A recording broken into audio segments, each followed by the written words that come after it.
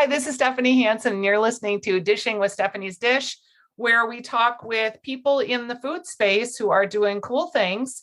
And I wanted to talk with Hank Shaw today. He is the author of Hook, Line, and Supper. And I have to say, Hank, this is a great cookbook. It's about local, I say local because I'm from Minnesota and I have a cabin on a lake, but it's about lakes, rivers, and streams and fishing. And you talk about how to fillet fish, but you have some awesome recipes in here. This is, I think, one of the best cookbooks I've seen for fish. I really appreciate that. We worked super, super hard on it. Yeah, I bet you did. I'm actually working on a cookbook myself right now, and it's so hard. How did you get started in this? And you're obviously a fisher person. Tell me about your genesis of putting the cookbook together. So this is my fifth cookbook. My first one came out 10 years ago, and it's called Hunt, Gather, Cook. And that was kind of a little bit of a primer on all of the things that I do with the wild world. So edible wild plants and mushrooms and hunting and fishing. And then ever since then, I've been writing kind of deep dives into specific topics. So I've got a waterfowl book. So it's called Duck, Duck, Goose, as you might imagine. Or, in Minnesota, it should be called Duck, Duck, Gray Duck. Gray Duck. And then I wrote a book called Buck, Buck, Moose, which is all, as you might imagine, deer, venison, elk, and that sort of thing. And then a couple of years ago, I wrote a small game book for like grouse and pheasants and rabbits and things called Pheasant, Quail, Cottontail. And then so fishing is kind of the next step. And it's interesting because I had been fishing way, way longer than I've been hunting. I've been hunting only about 20 years, and I've been fishing for my whole life. Where do you live? I live in Northern California, near Sacramento. Okay, so are you fishing in lakes around there, or are you doing ocean fishing, or all the above? All of the above. So my heart is in the salt. So my mom is from near Gloucester, Massachusetts, and I grew up in New Jersey. And so people don't really realize that ocean fishing is religion in New Jersey. I mean, everybody does it. It's a big deal. And it was a big part of my childhood. Yeah. And, and my mom comes from one of the oldest seaports in the United States. So I'm a sailor, and we have sailed all over the world, and people ask us all the time if we fish. And of course we don't, because I'm terrible at it. And I have a cabin on an island on a lake.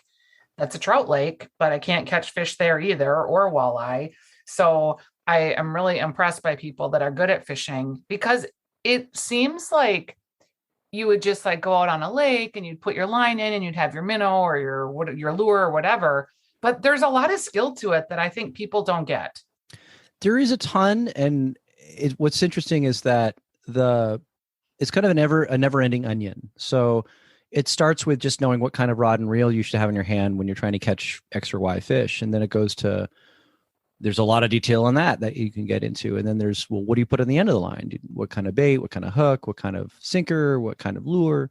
And then, but it gets way beyond that. It gets into, where do you choose to fish? When do you choose to fish?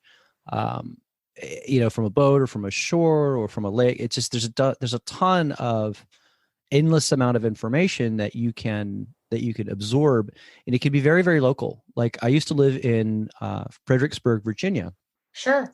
And it took me 2 years to learn the local reservoir, and that was 2 years of pretty constant fishing. And at the end of it, I would almost never get skunked, but it took me 2 years to get that good. I can imagine that. We lived in Baltimore, Maryland, and lived right on the Chesapeake Bay, and tried fishing there too, and we were terrible. My advice is always for new people is to go with guides and ask them questions. Yeah, exactly. Exactly. I think hiring a guide is super smart, because they show you the tricks of the lakes that you're on, or if you're in the ocean, they'll show you where to go. One thing about your book that I liked so much was it wasn't any one region. Like you really covered from the East Coast to lake fish. You had a huge section on soups and stews, which I really liked. Yeah. I mean, I think one of the reasons why this was my fifth book and not my first was because even though I had been fishing my whole life, I had not really fished in certain areas and there were certain keystone fishes that I really wanted to get good experience with. So I ended up working in Alaska as a commercial fisherman, and I used to live in Minnesota, so that helped me a lot with the fish in that region. And I've spent an awful lot of time in the Gulf of Mexico. And so what I wanted the book to be is as useful for you in Minnesota as it is for me in California, but also for somebody who's in Alaska or Texas or Maine or Florida. What is happening with like the world of fish? So we're hearing a lot about shortages of crab and shortages of lobster, and it's unclear to me if it's because there's a shortage of people fishing for them or a short of them being available. The coronavirus has really disrupted the food supply chain. What do you know about that? It's really not, there will never be a shortage of people looking to catch the things. There might, like Corona did have a short-term issue with it last year, but that was a 1-year blip. The issue is habitat. It's always habitat. And the problem with habitat in a fishery sense is that you don't look at it the way that you look at woods or you look at a field like you do on land. So bad things can happen to habitat without people really noticing it. And it has to do with gear choice. It has to do with changing water temperatures. It has to do with bad decisions in terms of how fisheries managers are running things. So it's difficult to pin it all on one set of factors, but the general 30,000 foot view is that there are too many humans and not enough fish. Yeah, it sure seems like that. And what's interesting is, have you heard about the company that makes the Impossible Burgers, which I believe are based in pea protein? They're making a fish substitute that is just about to hit the market. Have you heard this at all? I haven't. Yeah, it'll be really interesting because I think what they did with pea protein to replicate a meat product was pretty interesting, and the meat product's pretty good. So I'll be really curious to see if they can do something like that with the fish product. And in Minnesota and around the country, obviously, there's been a lot of interest in aquaponics. Are you interested in that just as a way to sustain the ability to eat fish? Very much so. I mean, so you think about aquaculture aquaculture as we know it, Now, there are sort of elements you can tie back all the way to ancient times, but as we know it, it only has existed since really the 60s. So if you think about that very short period of time for humans to figure things out, we've come a long way to the point where, in my opinion, there should be more and more and more farmed oysters and mussels and other sorts of that kind of a bivalve, Hmm. because they are nothing but a boon to the environment. All they do is help the environment. Yeah, they clean. They do. They clean, and they're a great product, and there's virtually no downside. So fish could be a little bit more of a downside because typically you feed fish to fish. So one of the big examples is, how do you feed salmon? They typically will feed salmon with forage fish like anchovies or herring or that sort of thing. And so then you have an issue of like, well, okay, so you have a feed ratio of number of pounds of anchovies for X number of pounds of weight gain in salmon. And so now we have chickens down to where it's something on the order of 2 to 3 pounds of feed to a pound of chicken, which is a pretty great ratio. Like, for an example, a goose is 8-to-1, so it's not Hmm. nearly as efficient. Now fish are in that 8-to-1 and 10-to-1 kind of category. So what they're doing is not through genetic engineering, but through old school breeding. They are working on that particular ratio just to make things more efficient. And fish farming, I think, has a bit more challenges, especially if you think about when they fish for, or when they farm for Atlantic salmon, and they have those pens on the Pacific coast of British Columbia. That's a problem. Yeah. So there are way more issues involved with fish farming than there are with shellfish farming. But I think ultimately we'll probably get there. Yeah. And I mean, I think some of the fish get out, and there's all kinds of Exactly. stuff that people talk about.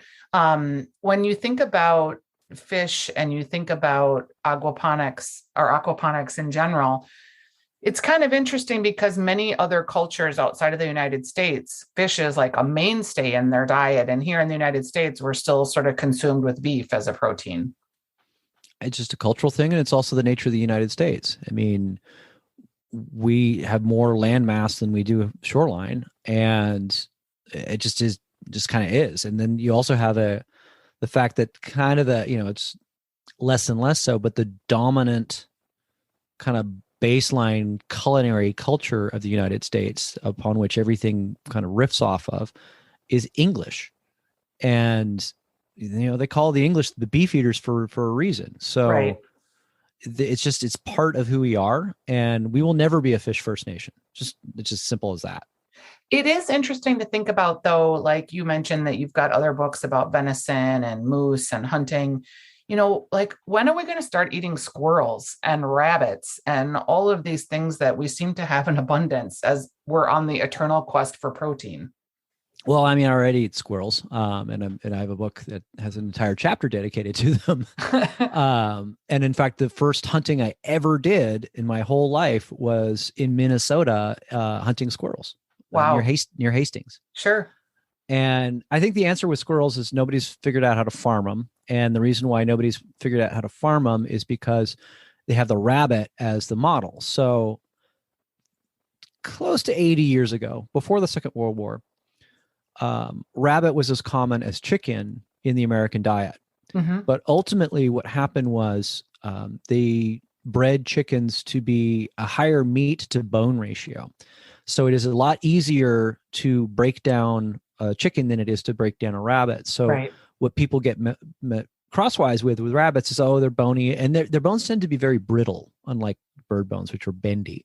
So you get fragments of bones. So there are mechanical reasons why the rabbit is not as popular as it could be. But that said, lots of people do eat rabbits. Yeah, I've seen it more on menus as of late, and certainly more as we've gotten into more foraging and more into the wild, as it were.